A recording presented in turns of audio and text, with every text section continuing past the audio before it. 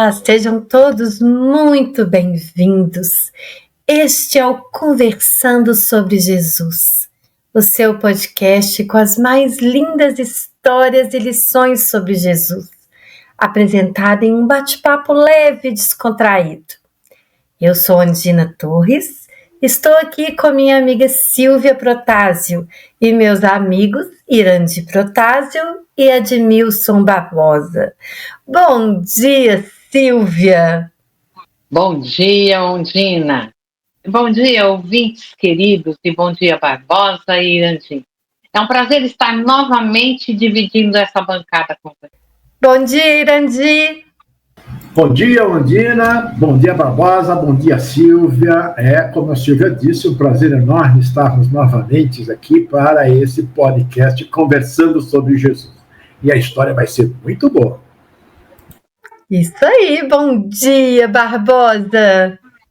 Bom dia, Ondina, bom dia, Irandi, Silvia, bom dia a todos os nossos ouvintes. Como já disseram, é um prazer estarmos novamente aqui junto com vocês.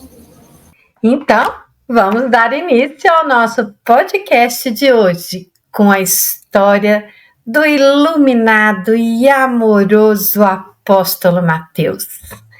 E Silvia, você começa. Qual o verdadeiro nome de Mateus segundo a Bíblia? E o que significa o nome Mateus? E por que ele mudou de nome? Bom, Mateus era chamado de Levi, porque esse provavelmente era seu nome de nascença. Como indicado em Marcos, capítulo 2, versículo 14. Passando adiante dali, vi Levi, filho de Alfeu, sentado na coletoria. E Lucas, capítulo 5, versículos de 27 a 29. Depois disso, saiu e contemplou um publicano de nome Levi, sentado na coletoria. No entanto, no livro que ele escreveu é usado o nome Mateus. Mateus, capítulo 9, versículo 9. Passando adiante dali, Jesus viu um homem chamado Mateus, sentado na coletoria. No seu evangelho, ele adota o nome que passou a usar. Por isso, a tradição sugere que Levi, o nome Levi, de origem hebraica, deriva da palavra lavar, que significa unir ou associar. Pode ter sido seu nome de nascença. E Mateus, que significa dom de Deus, adotado após sua transformação ao seguir Jesus. Obrigada, Silvia. Irandi, qual era a profissão de Mateus? Então, Ondina, Mateus, ele era natural da cidade de Cafarnaum, lá na Galileia, e trabalhava como publicano a serviço de Herodes Antipas. Era um publicano, ou seja, cobrador de impostos. A classe dos cobradores de impostos era muito mal vista pela população na época de Jesus. Portanto, acredito que vocês também pensem isso, né? Ele era um homem muito estudioso, porque naquela época nem todos sabiam ler, escrever e muito menos entender de contabilidade, não é mesmo, Irandi? Vamos lá, Barbosa. Por que Mateus era odiado pelos judeus? E por que Jesus o chamou para segui-lo? Pois é, né, Ondina? Quem de nós gosta de pagar impostos? Né? Quem quer ser amigo de alguém que nos maltrata? E Mateus, que antes era chamado Levi, trabalhava para os romanos, cobrando impostos. E isso, naquela época, era visto como traição, ganância e, acima de tudo, impureza. Né? Ele estava se misturando com os algozes dos judeus. E isto torna ainda mais significativo o fato de Jesus chamá-lo para ser um dos seus 12 apóstolos, mostrando a mensagem de graça, perdão e inclusão que ele pregava. Os principais motivos para que Jesus chamasse Mateus, segundo o artigo do bispo José Hildo S. de Melo, da Igreja Metodista Livre do Brasil são: chamado para os pecadores, o chamado é para o arrependimento, o chamado é para uma nova vida, o chamado é para a comunhão e o chamado é para a evangelização. Por isso que Jesus o chamou. Como a todos nós. Barbosa, não sei se você assistiu, provavelmente sim, né? A série The Chosen. Na série, o diretor, ele coloca Mateus como autista. E você sabe por quê? É claro que isso é uma especulação, né? E pelas informações que temos, o diretor, ele tem um filho autista. E ele viu características do seu filho em Mateus. Os autistas, eles com certeza sempre existiram, né? Eles só não eram diagnosticados. Mateus era muito, mas muito inteligente. E ele era diferente aos olhos do mundo terreno, pois trabalhar para os romanos, um judeu, ele tinha que ser diferente. O que faz muito sentido para mim, que também sou uma mãe atípica e consigo entender e enxergar Mateus da mesma forma. Existem relatos de pessoas com diversos transtornos sendo excluídos da sociedade apenas por serem diferentes. E Jesus veio para quê mesmo? Conforme você disse, veio para fazer a inclusão desses seres muitas vezes rejeitados, não é mesmo? Mostrar que somos todos filhos do mesmo Pai de amor. Portanto, somos todos irmãos. E agora, Silvia, como Mateus conheceu Jesus? Então, antes de narrar esse lindo encontro, nós vamos encontrar no EAD, o Estudo Aprofundado da Doutrina Espírita, tomo 2, Ensinos e Parábolas de Jesus, parte 1, módulo 5, Aprendendo com Fatos Cotidianos, no roteiro 3, o chamamento de Levi, Mateus. A seguinte explicação sobre como se dá esse chamado. Em muitos passos do Evangelho se lê: mas Jesus, conhecendo-lhes os pensamentos, lhes diz. Ora, como poderia ele conhecer os pensamentos dos seus interlocutores, senão pelas irradiações fluídicas desses pensamentos, e ao mesmo tempo pela vista espiritual que lhe permitia ler-lhes no íntimo? Muitas vezes, supondo que um pensamento se acha sepultado nos refolhos da alma, o homem não suspeita que traz em si um espelho onde se reflete aquele pensamento, um revelador na sua própria irradiação fluídica. A disposição de seguir Jesus de imediato é encontrada em todos aqueles que iriam mais tarde constituir o grupo dos 12 apóstolos. E é natural que assim fosse.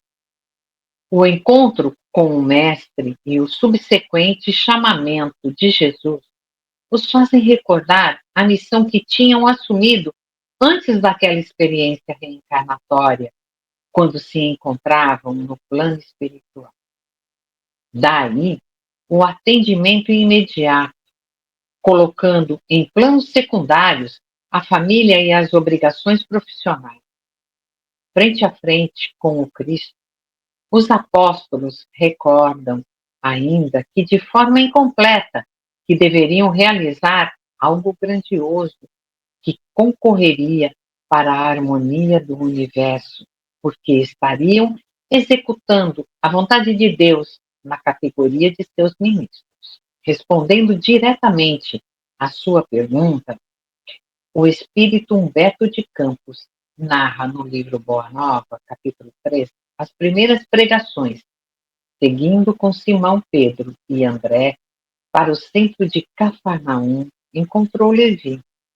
Conhecido publicano da cidade, perguntou: Que fazes tu, Levi? O interpelado fixou-o com surpresa, mas, seduzido pelo suave magnetismo de seu olhar, respondeu sem demora: Recolho os impostos do povo, devidos a Herodes. Queres vir comigo para recolher os bens do céu? Perguntou-lhe Jesus, com firmeza e doçura. Levi, que seria mais tarde o apóstolo Mateus, sem que pudesse definir as santas emoções que lhe dominavam a alma, atendeu como: Senhor, estou pronto. Então, vamos, disse Jesus, abraçando. Uau!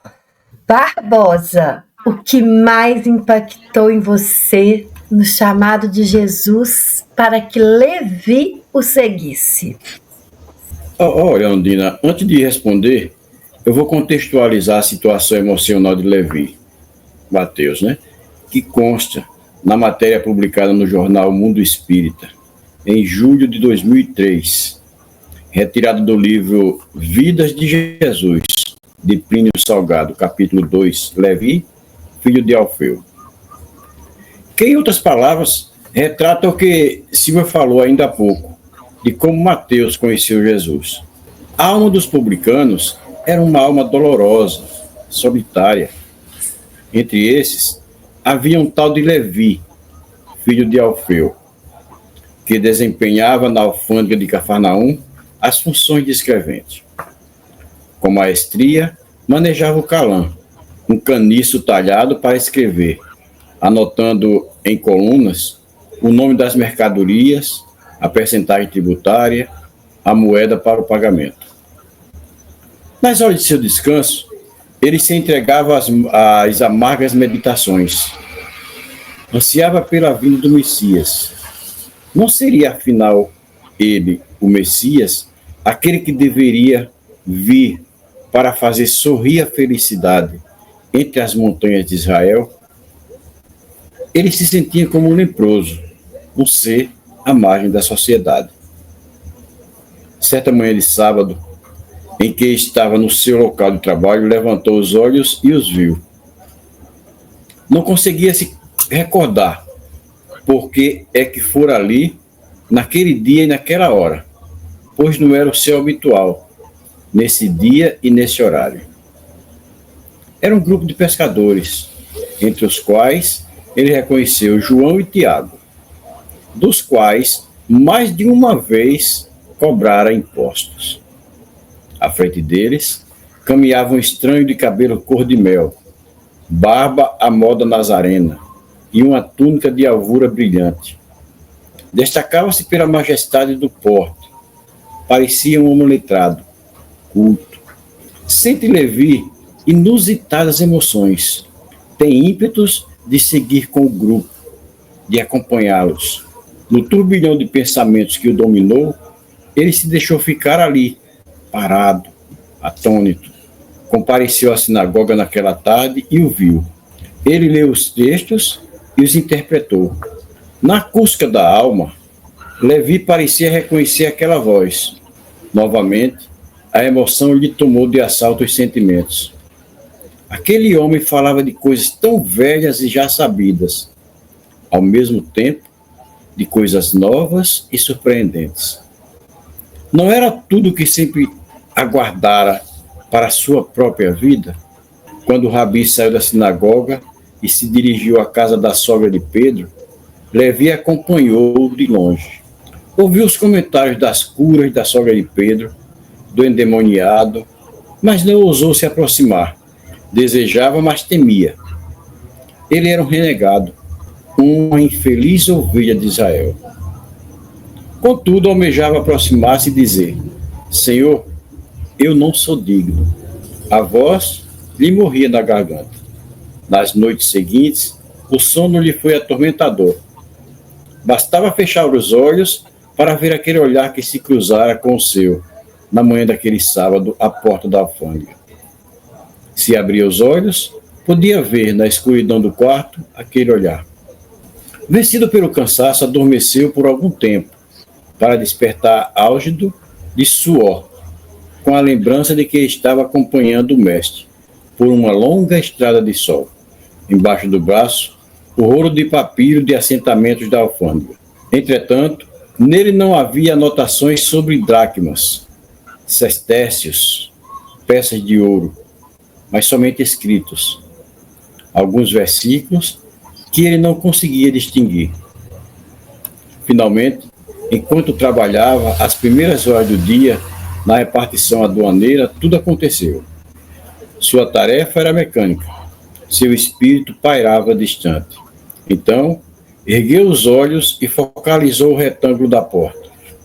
Um estremecimento percorreu todo o seu corpo. Esfregou os olhos. Estaria sendo vítima de uma alucinação pelas tantas horas não dormidas, emoldurada pelos batentes, destacando-se no fundo azul do lago e do céu, ergueu-se diante dele, irradiante de bondade, a figura do mestre. Linda essa mensagem, né? Mas respondendo a sua pergunta, essa parte eu gosto muito e vou explicar o porquê.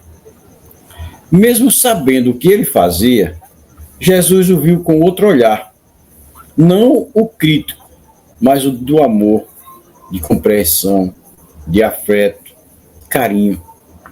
Viu também que ele poderia ser transformado. E o que mais gosto nessa parte, Ondina e ouvintes, é a forma como Jesus o chama. Simplesmente diz, siga-me. E nada mais. E o que Mateus fez? Levantou-se e o seguiu. Quem faria isso hoje em dia? Mateus estava estabelecido. Riqueza, poder, proteção, e de repente deixa tudo e segue um peregrino que para muitos nada tinha a lhe oferecer. Essa decisão de Mateus me emociona muito, sabe? Essa fé demonstrada por ele em Jesus.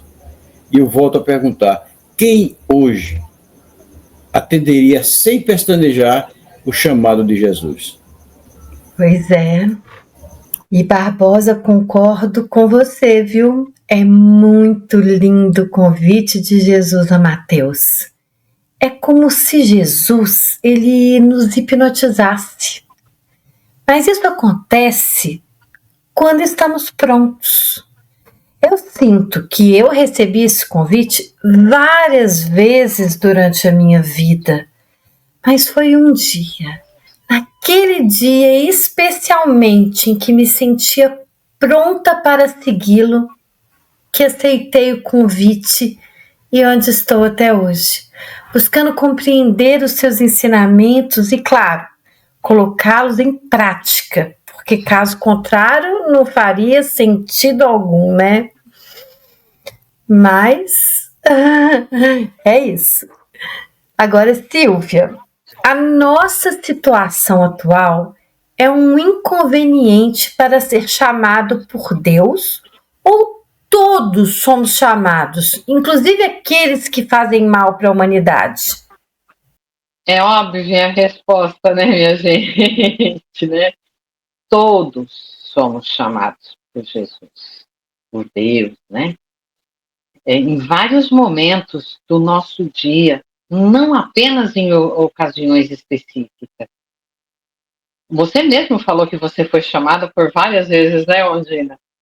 Então, são chamados principalmente da mesma forma aqueles que vivem no mal. Pois como veremos aqui, Jesus disse que não veio para os sãos, e sim para os doentes. Todos somos doentes, mas uns estão em piores situações. Todos somos pecadores, ou seja, transgredimos as leis divinas. Então, precisamos muito atender ao chamado de Jesus o quanto. Muitos se acham tão culpados que dizem que Deus não terá tempo de olhar para ele por muito errarem. Deus nos deu Jesus exatamente para nos redimirmos, levantarmos e atender ao seu chamado, como fizeram os seus apóstolos e os grandes nomes do cristianismo. vamos viver melhor atendendo o chamado de Jesus, sentindo o chamado de Jesus. É muito importante. É isso, Silvia. Quanto antes estivermos prontos para atender ao chamado dele, melhor para nós, hein? Com certeza. Irandi, muitos anos depois, um homem poderoso do Sinédrio também recebeu o mesmo chamado e deixou tudo para seguir Jesus. Qual o poder desse chamado que nos faz deixar tudo e segui-lo?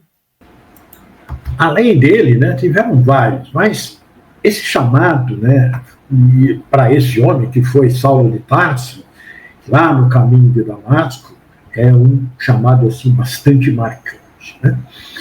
O chamado de Jesus, ele carrega, né, um poder transformador que leva a quem recebe, e nós também vamos lembrar disso em momentos que fomos chamados, né? Ele leva assim uma energia muito forte, né? E aí faz com que nós deixemos aquilo que estamos fazendo, né? E sigamos a ele, né?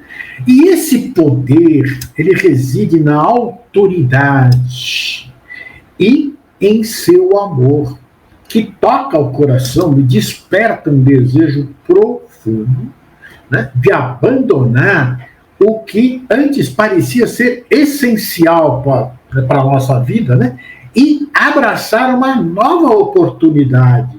E essa oportunidade em comunhão com ele. Dá uma segurança, né? É um chamado que transcende a razão e se manifesta na fé, levando a renúncia de si mesmo e a entrega total a Jesus.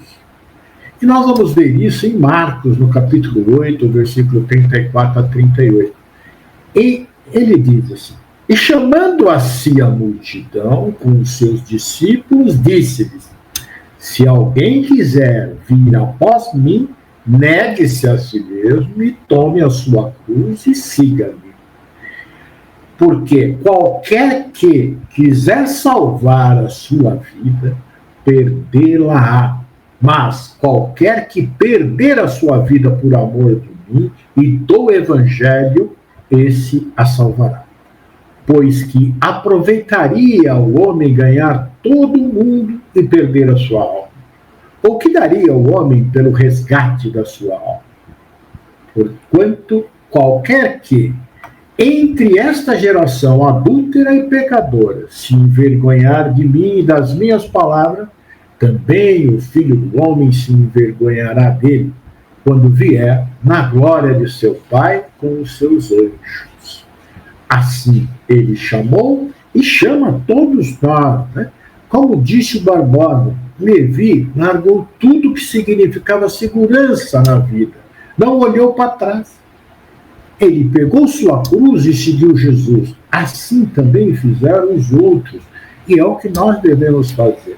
Agora, uma coisa muito interessante, que, como o Barbosa disse, o Levi tinha riqueza, poder, né, status, mas ele largou tudo.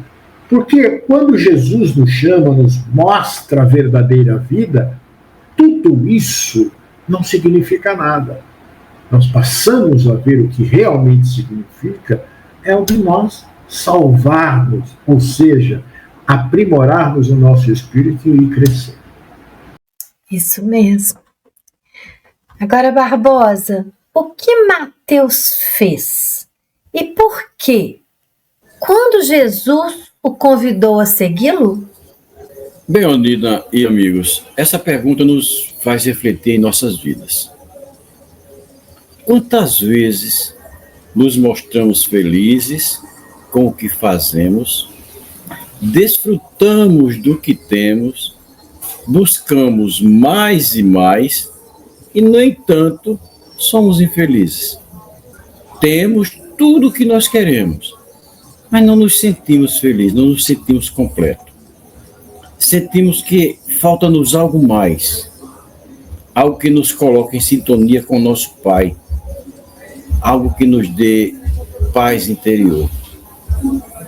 Hoje nós temos internet e muitos influenciadores que recebem milhões com suas redes sociais e, no entanto, vivem depressivos, que é o mal do século, né?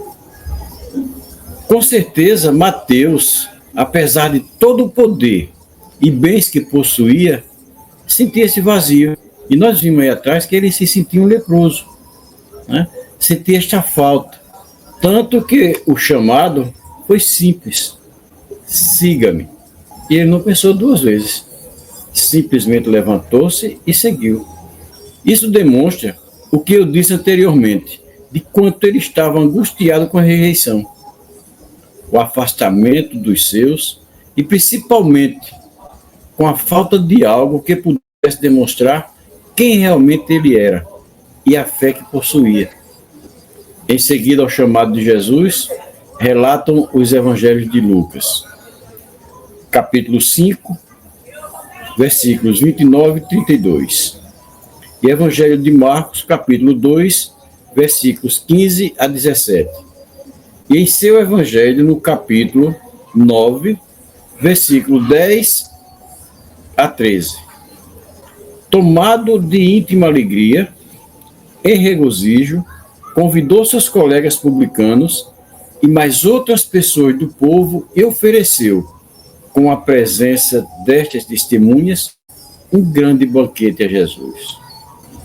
Não é à toa que eu sou fã de Mateus. Somos.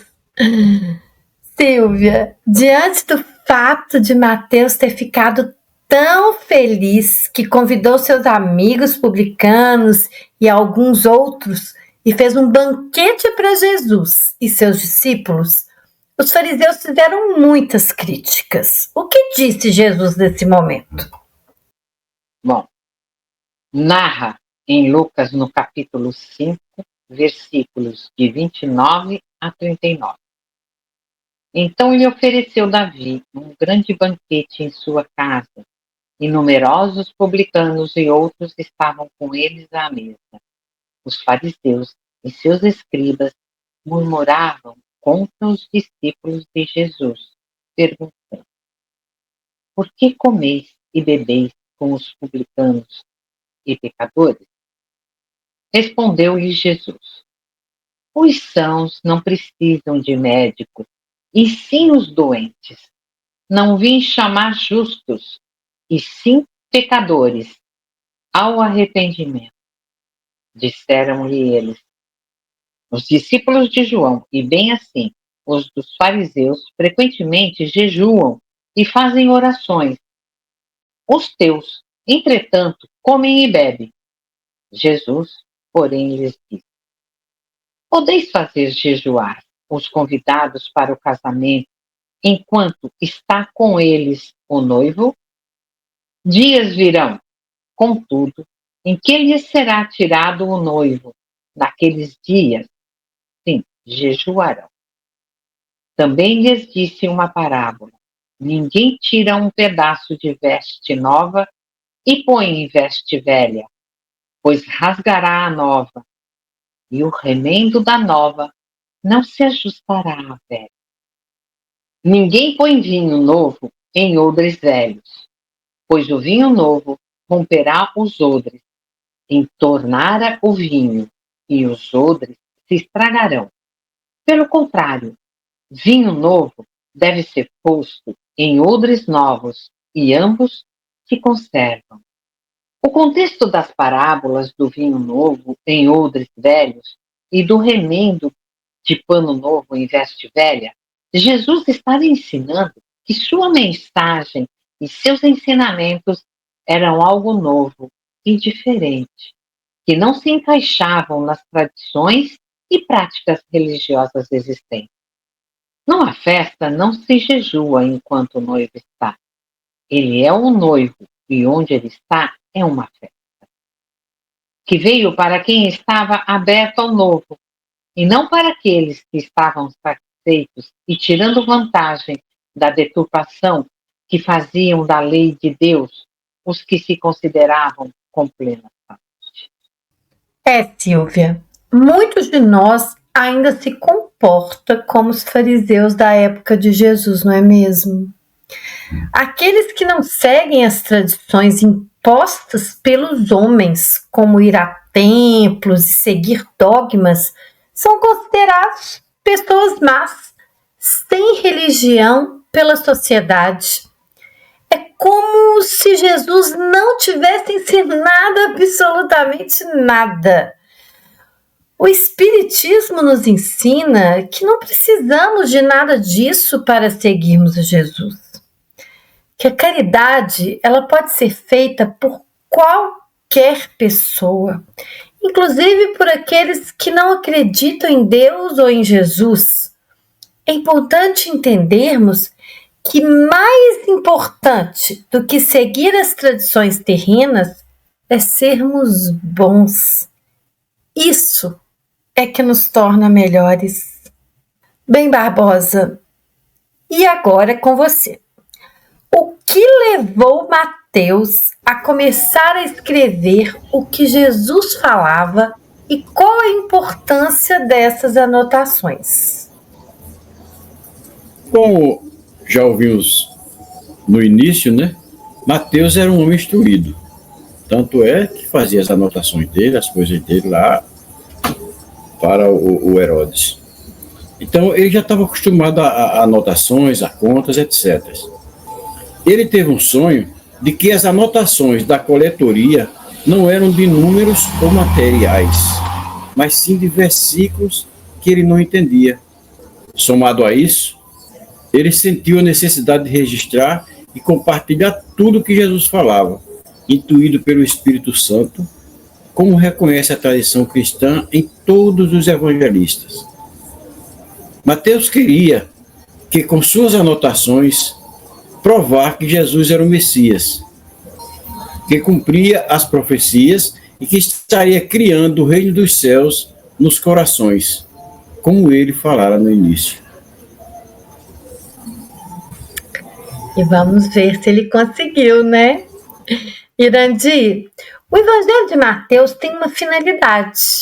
Além de levar todo o ensinamento de Jesus a todos, você pode nos dizer qual é? Bem, Ondina, o principal propósito do Evangelho de Mateus é apresentar Jesus como o Messias prometido no Antigo Testamento, o Rei de Israel e o Salvador de todos os povos. Mateus ele vai enfatizar que Jesus cumpriu as profecias messiânicas e estabeleceu o reino de Deus, oferecendo salvação tanto para judeus quanto para os gentios. Para alcançar esse objetivo, Mateus conecta Jesus ao Antigo Testamento. Mateus, assim, frequentemente se referia às profecias do Velho Testamento e usou frases para que se cumprisse. Veja em Mateus capítulo 4, versículo 14, em Mateus, no capítulo 8, versículo 17, no capítulo 13, versículo 35 e no capítulo 21, versículo 4. Todos eles vão ter essa frase, para que se cumprisse as Escrituras. Em seu evangelho, Mateus usou o termo filho de Davi 12 vezes como testemunho de que Jesus Cristo era o herdeiro legítimo do trono do rei Davi e do cumprimento das profecias messiânicas, que estava dizendo que Jesus teria o tronco de Davi. Então, a genealogia de Jesus Cristo, registrada por Mateus, traça sua linhagem, passando por Davi, Judá, Abraão. Vamos lá em Mateus, no capítulo 1, versículos de 1 a 3. Demonstrando o direito de Jesus de governar e seu papel no cumprimento das promessas de Deus a Israel. Mateus, no capítulo 1 a 4. Mateus vai apresentar ali a genealogia e o nascimento de Jesus Cristo. Os magos procuram o rei dos judeus, guiado por sonhos. José leva Maria e o menino Jesus para o Egito e mais tarde para Nazaré. João Batista prega o evangelho do arrependimento e batiza Jesus Cristo. O Salvador sofre as tentações no deserto Ele inicia seu ministério mortal ensinando e curando. Mostra com a vida, a morte e ressurreição de Jesus que isso cumpre as profecias e promessas lá do Antigo Testamento. Destaca Jesus como o cumprimento das expectativas messiânicas do povo judeu. Enfatiza o reino do céu, chamado à conversão e obediência. Convida os leitores a reconhecerem Jesus como rei e a seguirem seus ensinamentos, buscando o reino de Deus e a sua justiça. Escrito o seu evangelho com estilo judaico, Mateus utiliza uma linguagem e estrutura que ressoam com o público judeu, mostrando a continuidade entre o Antigo e o Novo Testamento. O Evangelho de Mateus, portanto, é um convite para que os leitores reconheçam Jesus, principalmente os judeus, como o Messias. Aceitem seu reino e vivam de acordo com os seus ensinamentos, buscando a justiça e a salvação que ele oferece. Irandi, Mateus deixa claro que Jesus foi o Messias prometido por Deus para salvar o seu povo da escravidão e do sofrimento. Mas e quem é Jesus para nós hoje, após 2000 anos? Jesus é o maior exemplo de perfeição que conhecemos. Ele é amor, ele é humildade, compreensão e caridade. Se precisar de um modelo, um guia a quem nos espelhar, não existe outro igual ou melhor do que ele. E Mateus retrata isso muito bem no seu evangelho. E agora, exatamente, Ondina. Tanto é que lá no Livro dos Espíritos, na questão 625, quando Kardec pergunta quem seria o modelo que nós deveríamos seguir, os espíritos são taxativos, claro. A resposta é Jesus. Exatamente. É exatamente isso que você falou. Então, Silvia, segundo os estudiosos, existe um tema central no Evangelho de Mateus. Pode nos dizer qual é? Sim, Ondina. O tema central do Evangelho de Mateus é a apresentação de Jesus como o Rei Messias, o cumprimento das promessas do Antigo Testamento e o estabelecimento do Reino de Deus na Terra. O Evangelho enfatiza que Jesus é o Emmanuel, Deus conosco, e que seu ministério inaugura um novo tempo de salvação e redenção. Mateus busca mostrar que Jesus é o Messias esperado pelo povo judeu, conectando sua vida e obra com as profecias do Antigo Testamento. Ele apresenta Jesus como o Rei justo, o Mestre sábio e o Salvador do mundo. Além disso, Mateus aborda os desafios e conflitos que a mensagem de Jesus enfrentou, especialmente entre os líderes religiosos da época. Ele também mostra que a fé em Jesus requer compromisso e obediência, e que o discipulado envolve seguir seus ensinamentos e exemplos. Barbosa, Mateus, em seu evangelho, dá ênfase num ponto bem importante. Pode nos dizer qual? Ondina, ele dá muita ênfase ao reino dos céus, prometido por Jesus, e que este seria o Messias prometido no Antigo Testamento, aquele que seria o Cristo, Porém, não veio para modificar as leis, e sim aperfeiçoá-las. Jesus é o Messias, o Rei prometido, que inaugura o reino dos céus. Ele cumpre as promessas feitas a Israel e chama seu povo e a todas as nações a viver sob sua autoridade, com justiça, amor e fidelidade. É verdade, Barbosa. E Jesus nos ensinou que este reino está onde? dentro de nós, não é mesmo? E que para alcançá-lo precisamos seguir os seus ensinamentos, pois é através da nossa transformação moral que encontraremos esse reino de amor que ele nos prometeu. Agora, Irandi, Mateus termina o seu evangelho com a grande missão ordenada por Jesus. Pode nos dizer sobre essa missão? Pois é, Ondina.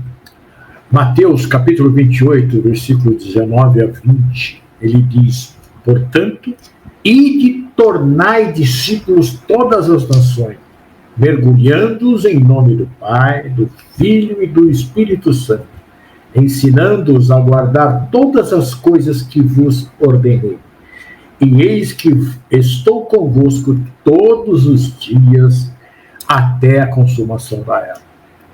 Então, essa agora... é a grande missão. Essa é a grande missão.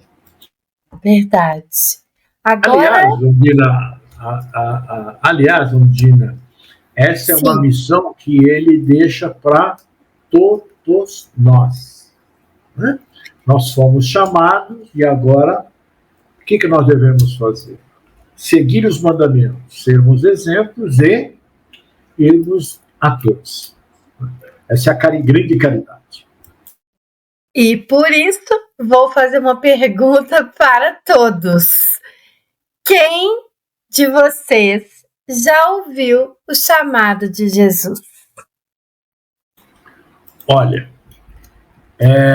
eu vou me antecipar aqui. Eu ouvi. Acredito que Deus tem me chamado sempre, mas só o escutei há pouco mais de 4 anos, né? Quando percebi que estava vivendo sem aplicar os seus ensinamentos, né? Que vieram através de Jesus da forma que tem que ser aplicado, ou seja, vivido em todos os momentos da vida. Evidentemente que eu não tenho conseguido atingir esse patamar, mas já estou aplicando em diversos momentos em que eu achei que não conseguiria. Eu acredito que vai demorar viver plenamente o Evangelho. Mas só o fato de me policiar para não fazer o mal e buscar fazer o bem, eu acho que já é algo muito significativo para mim. Aí, durante esse exercício, que é uma coisa muito interessante, eu sinto uma empolgação muito grande e eu vejo as claras mudanças que ocorrem em meu ser. Eu fico imaginando a paz e a felicidade daqueles que praticam a justiça, o amor e a caridade. E isso me impulsiona a estudar, aprender e praticar. Estou caminhando e muito feliz por ter aceitado o convite de Jesus. Anteriormente, eu vivi dentro das igrejas, dentro do centro dos espíritas, mas não tinha sentido esse chamado. Eu não vivia com essa disposição, com esse entendimento que eu acabei adquirindo. Eu estou muito feliz. É uma verdadeira comunhão, né? Eu também aceitei o convite de Jesus. E foi na pandemia, onde eu tive que me mudar para a casa da minha cunhada e tive tempo de sobra para pensar que algo estava faltando em minha vida. E não era o dinheiro e nem o emprego perdido. Era o propósito.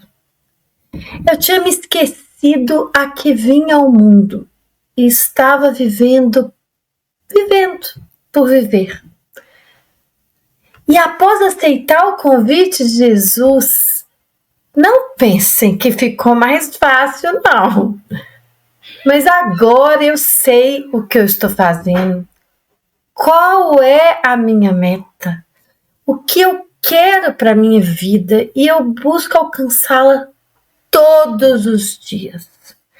Não é fácil, mas eu sigo aí estudando, divulgando os ensinamentos do nosso mestre, irmão, através principalmente das palavras escritas pelos seus primeiros seguidores, assim como Mateus. Eu vou falar. Você não terminou, desculpa, Ondina. Não, já terminei, pode falar. Silvia. Eu acho que foi 35 anos, né, velho, que nós estamos juntos, né? Então, casados, né? E, então, eu acho que foi aí, a partir daí. Só que eu não ouvi chamado. E junto com o Irandi, acho que há 4, 5 anos atrás, nós passamos por uns momentos aí e aí sim, tá? Nós ouvimos. Eu ouvi.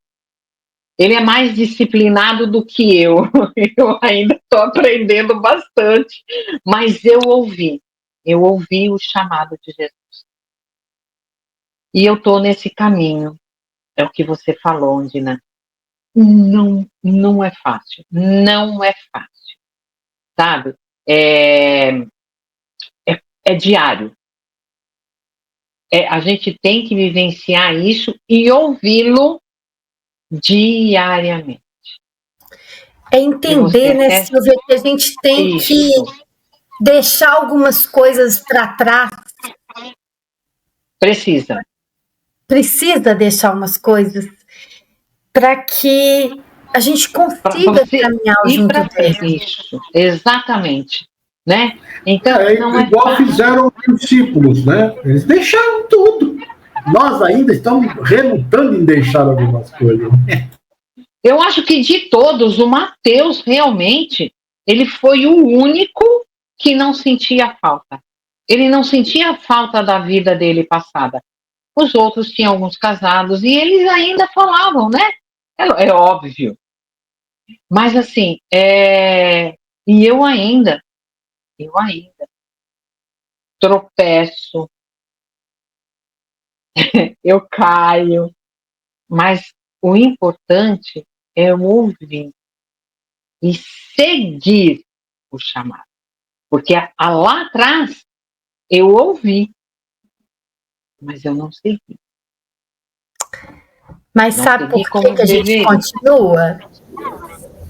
Porque algo mudou. E o que mudou em nossa vida? Ou o que muda, né? Quando a gente segue Jesus? Tudo.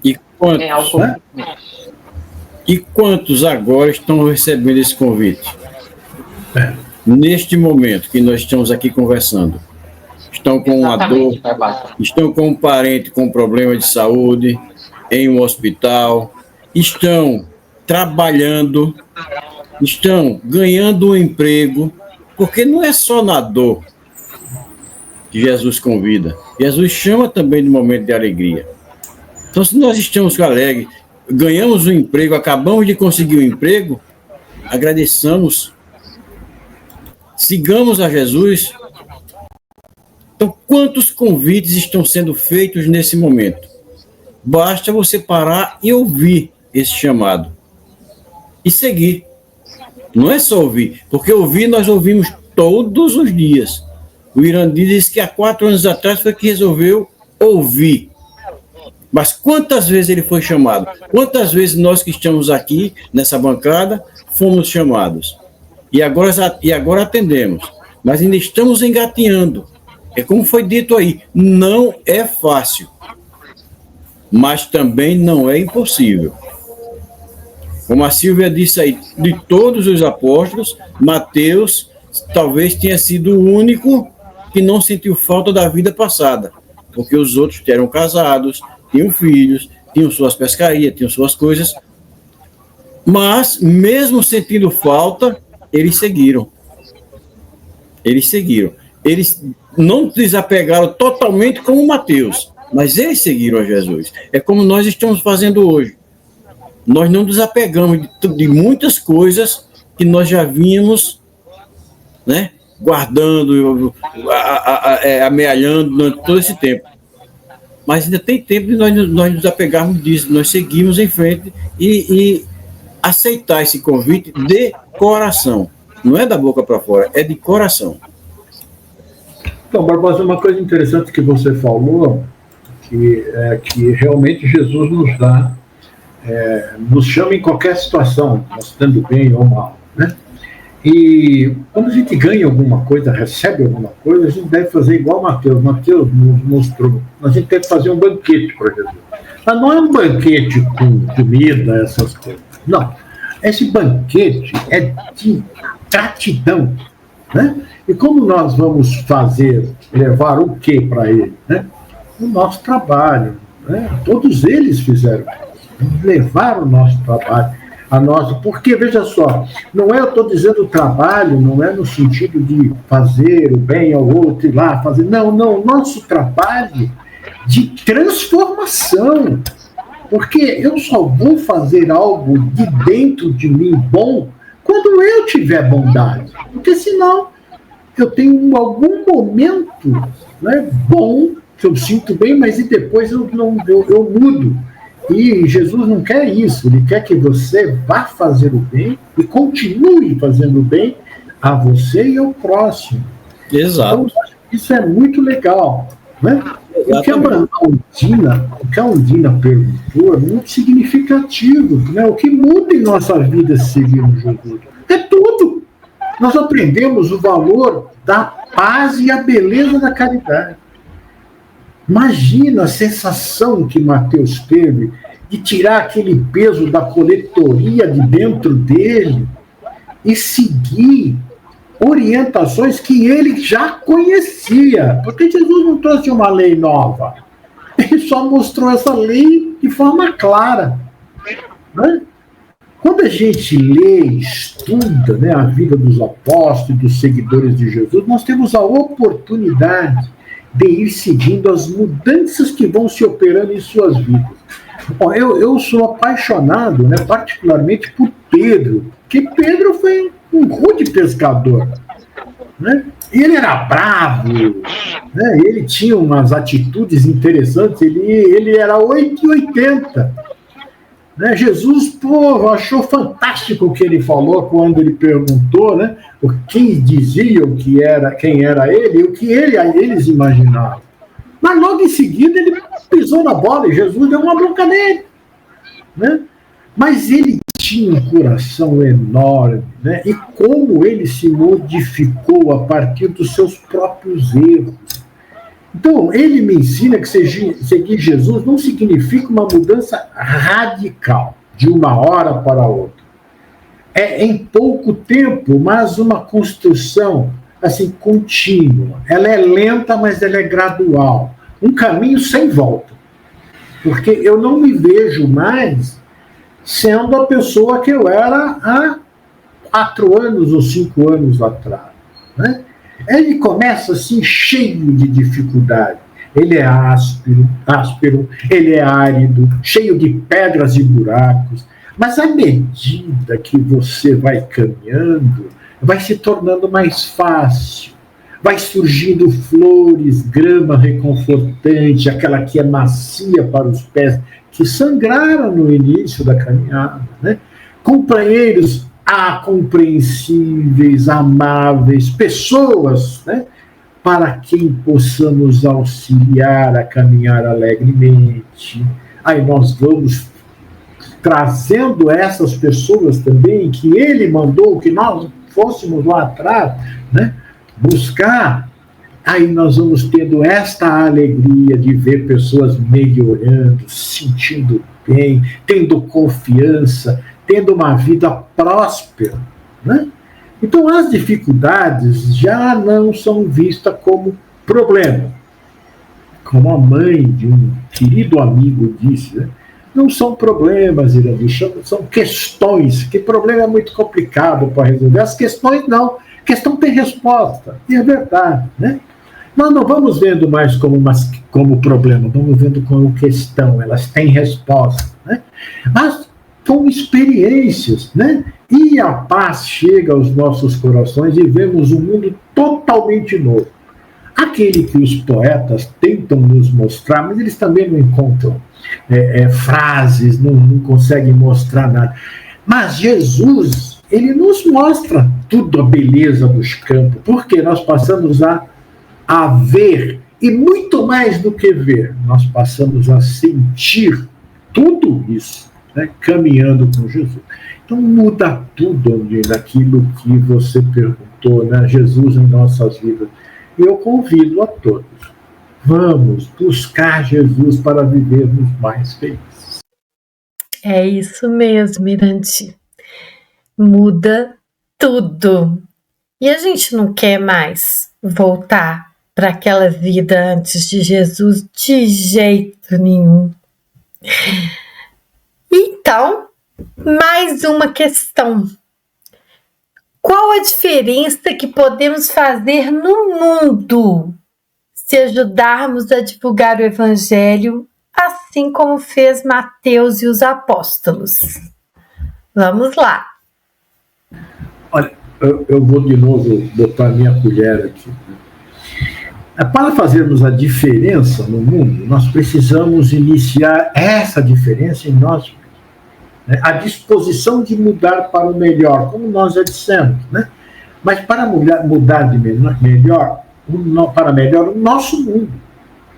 E o Evangelho é a cartilha que nos alfabetiza, é o mapa que nos mostra o caminho. A partir daí, divulgar o Evangelho passa a ser uma necessidade do nosso espírito. Mas não apenas através da palavra, mas dos nossos atos. A fé, para se descrever, né, é complicado, mas para demonstrar é mais fácil. Para você falar da fé, tudo bem, mas na hora que você vai colocar em prática e você realmente tem fé, isso fica simples. Nós não precisamos de palavras, né? É o amor da mesma forma, né? Nós podemos descrevê-lo de várias maneiras. Mas o carinho dedicado àquele que está em dificuldade, seja ela qual for, é o melhor conceito que podemos dar. O mundo precisa de evangelho, de pessoas que se evangelizem, não com conhecimento apenas, mas com ações, assim como fez Jesus e seus apóstolos e seguidores. Existe muita dor no mundo. Aplicar o Evangelho para minorar o sofrimento dos nossos irmãos. Assim, nós curamos a nossa alma. Eu acho que a Silvia sentiu isso hoje. Nós não precisamos falar. Mas a gente, sabe, só de ouvirmos, a gente já está praticando o Evangelho. E isso enche o nosso coração de alegria, de paz. Não tem nada. Aí você pode largar todas as fortunas do mundo, porque elas não lhe trazem isso. Né? E tem uma coisa, né? Hoje não é tão difícil essa divulgação como era antigamente, né?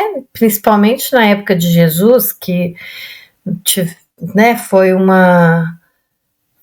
sacrifício, né? Que muita gente teve que fazer com a própria vida por querer segui-lo, né? Hoje é muito mais fácil você dizer para as pessoas que Jesus é seu modelo e guia. Talvez, né, em relação ao espiritismo, ainda tenha muito preconceito, porque principalmente pela questão da reencarnação, né? Mas mesmo assim, eu converso com muitos clientes, com muitos parceiros, com muitos amigos, e eu entendo que, assim, às vezes a pessoa é católica, por exemplo, mas ela fala comigo assim, mas eu acredito na reencarnação.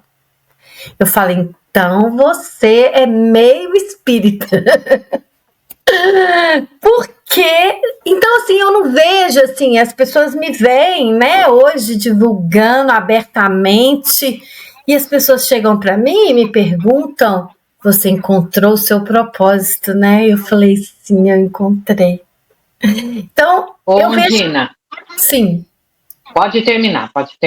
Não, é só para deixar claro que assim, eu não vejo resistência, pelo menos não no meu meio ali do dia a dia, da família, comunidade, né, em si. Acredito que tenha e as pessoas respeitam mais hoje, né? Então, mamãe. A mamãe não acreditava na reencarnação, eu acho que eu já comentei isso com vocês, e a mamãe não perdia um evangelho conosco. Às vezes ela chegava antes, ela falava, tá quase na hora, porque a mamãe morava no fundo da nossa casa, ia no centro, ela era a primeira a estar pronta para ver, para assistir As palestras. a palestras, isso, né? Ela gostava. E ela gostava. Mas ela não acreditava na reencarnação, né? Eu acho que não importa a religião, é o que você estava falando, né? Não importa a religião. Vamos ouvir Jesus. Vamos ouvir Jesus. Ele pregou para todos nós. Não foi para o católico, para o espírita, para o evangélico. Para todos nós. Para o ser humano. Para o mundo, para a nação. Foi isso que ele fez. Então, mas veja só também uma coisa interessante. O Mateus, a preocupação dele foi com o povo dele. Ele era judeu e o evangelho dele é todo voltado para os judeus, para mostrar que Jesus é. Hoje nós precisamos fazer isso. E eu acho que, por exemplo, eu não vou falar com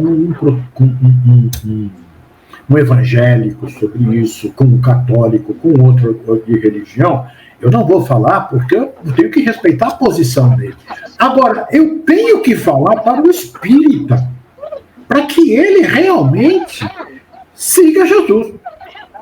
Porque nós temos que mostrar o que nós estamos vivendo é muito bom. Pelo menos eu conheço e estou convivendo com pessoas que estão vivendo a mesma coisa que eu. Estão mais tranquilos, mais serenos, mas não existe problema, questão, né? Não existe uma questão que não tenha resposta e o porquê. Então, nós que estamos dentro da doutrina precisamos demonstrar isso com ações. Só assim os outros verão. Por quê? Eu vou discutir vou discutir ou comentar religião com pessoas que são de outras religiões, eles não estão interessados. Assim como eu não estou interessado em discutir a parte deles. Eu estou interessado em seguir o Evangelho. Ali sim, nós dois seguindo o Evangelho, o evangélico, o católico, seja ele quem for, né? O muçulmano, cara, estão seguindo o Evangelho, estão fazendo aquilo que o Cristo nos mostrou, nós estamos seguindo, nós somos irmãos. Ninguém precisa mudar de religião, mas nós precisamos ser fiel àquilo que Jesus está dizendo, sem ser radical. Né? O que nós vamos fazer? Amar ao próximo, fazer caridade e amar a nós. Eu acho que isso é que Mateus nos mostra que ele acabou fazendo e que todos os apóstolos fizeram. E deixar o nosso velho eu para trás e seguir com o novo. Silvia, ao que parece, Mateus foi o único apóstolo que não saiu do seu país. Você sabe nos dizer como ele morreu? Ondina, ele saiu sim para pregar fora da Palestina. Como apóstolo e evangelista, diz a tradição que Mateus pregou na Judéia durante 15 anos, depois de ter percorrido grande parte da Etiópia e da Pérsia. Fora do Evangelho, a única referência histórica a seu respeito é uma citação do bispo Pápias de Hierápolis do século II, recolhida por Eusébio de Cesareia, em sua História da Igreja. Pápias é citado por Eusébio de Cesareia como tendo afirmado que Mateus escreveu seus ensinamentos em hebraico e que cada um os traduziu da melhor maneira possível. Ele também é mencionado por ter fornecido informações sobre as origens do Evangelho de Mateus, embora os detalhes específicos sejam debatidos e baseados em fragmentos de suas obras preservados por outros autores.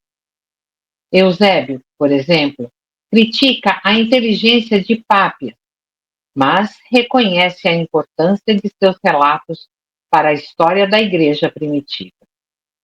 Alguns estudiosos, eles sugerem que Pápias pode estar se referindo ao Evangelho em hebraico ou à fonte Q, um documento hipotético que teria sido utilizado pelos evangelistas. Da sua atividade após o Pentecostes, se conhece somente as páginas do seu Evangelho, primitivamente redigido em aramaico. Não se tem um relato afirmativo sobre sua morte. Este é um tema com algumas versões diferentes. Uma tradição diz que ele morreu na Etiópia, possivelmente por ferimento de espada ou apedrejamento. Outra tradição aponta para a Pérsia, como local de sua morte, onde teria sido martirizado por volta do ano 60. No início dos estudos sobre as mortes dos apóstolos, alguns historiadores chegaram a acreditar que Mateus teria morrido de causas naturais, mas a ideia não é aceita por boa parte dos estudiosos nos dias atuais. Eu vou completar aqui que no livro Boa Nova, uma psicografia do Chico Xavier pelo espírito Humberto de Campos, tem uma passagem muito, mas muito emocionante de Jesus e Mateus. Eu vou contar assim resumidamente, né? Mas depois vocês vão lá ler, porque este livro é maravilhoso. Então Jesus, ele após iniciar seu ministério lá em Cafarnaum, atraiu uma multidão de enfermos e aflitos, ansiosos por sua palavra e a sua cura.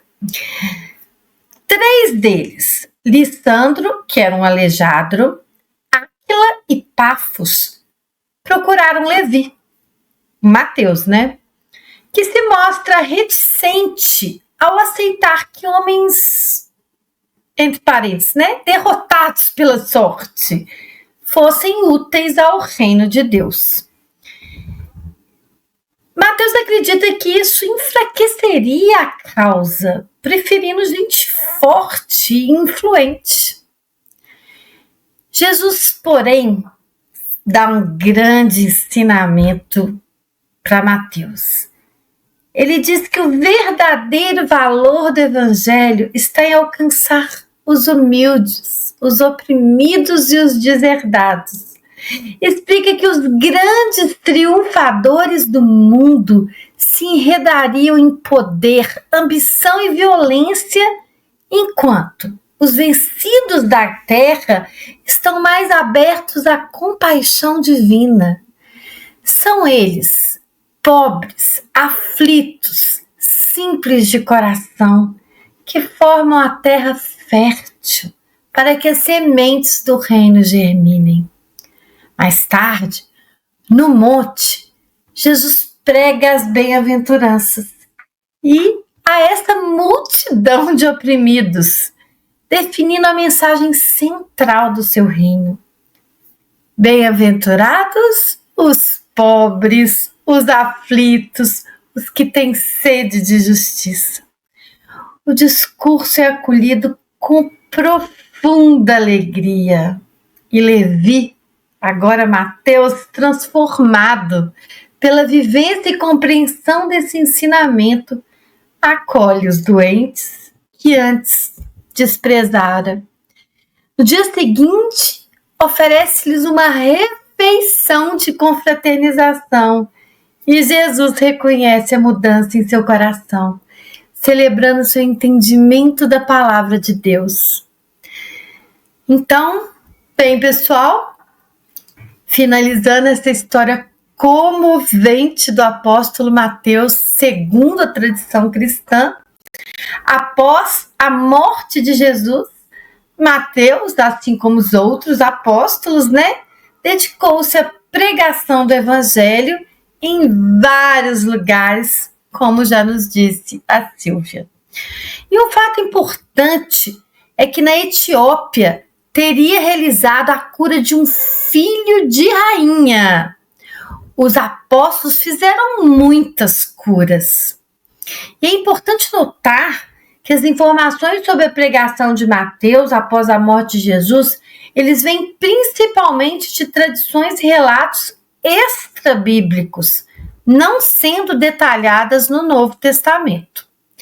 Tanto que sua presença no livro de Atos é mais como parte da lista dos apóstolos, sem detalhes sobre suas atividades ou missões. Mas todos os evangelhos e estudos surgiram principalmente de suas anotações do que dizia e fazia Jesus. Seus escritos serviram a vultos do cristianismo, como Estevão, que recebeu de Pedro seus escritos e estudou profundamente. Assim também os recebeu de Pedro, Paulo de Tarso, para cumprir uma das mais, se não a mais bela missão de divulgação do cristianismo a todos os povos. A importância de Mateus é singular. Devemos a ele o primeiro evangelho, que começa com a genealogia de Jesus e termina com a aparição de Jesus na Galileia. E com esta bela passagem que nos conta Humberto de Campos, como Jesus ensinou a Mateus a importância da humildade e irmandade, chegamos ao final do nosso podcast, conversando sobre Jesus. Felizes por termos abordado mais um personagem muito importante e que trouxe muitas reflexões sobre sua conversão de publicano a apóstolo do Divino Mestre, mostrando que Jesus veio para todos nós com o mesmo carinho e amor. E vamos aproveitar e dizer sim a Jesus no dia de hoje, nos levantar e segui-lo de corpo e alma. Agora, vamos às considerações finais. Barbosa, passo a palavra para você.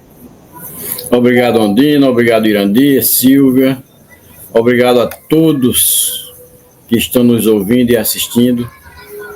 Que Deus fique com cada um de vocês e que vocês ouçam e atendam com o coração o chamado que Jesus está fazendo agora em suas vidas. Até o próximo podcast. Irandir, é a sua vez. Eu também estou muito feliz, de ter participado, estudado, pesquisado sobre o Mateus e estar aqui junto com vocês, Barbosa, Silvia, Nina, e agora com os nossos queridos amigos que estão nos assistindo.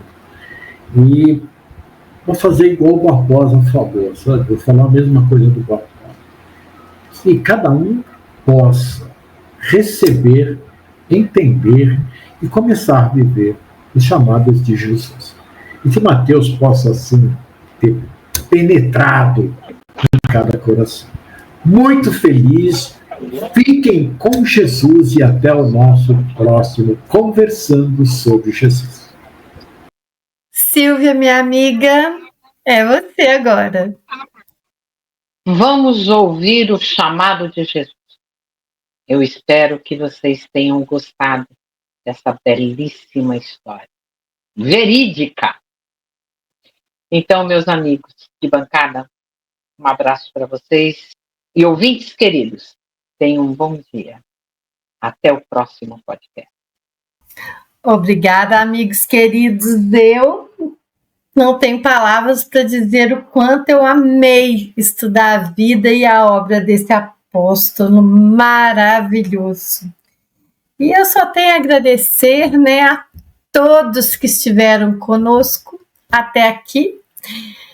Também convido a todos para aceitarem o convite de Jesus para segui-lo, porque, como todos nós dissemos, transforma as nossas vidas para melhor.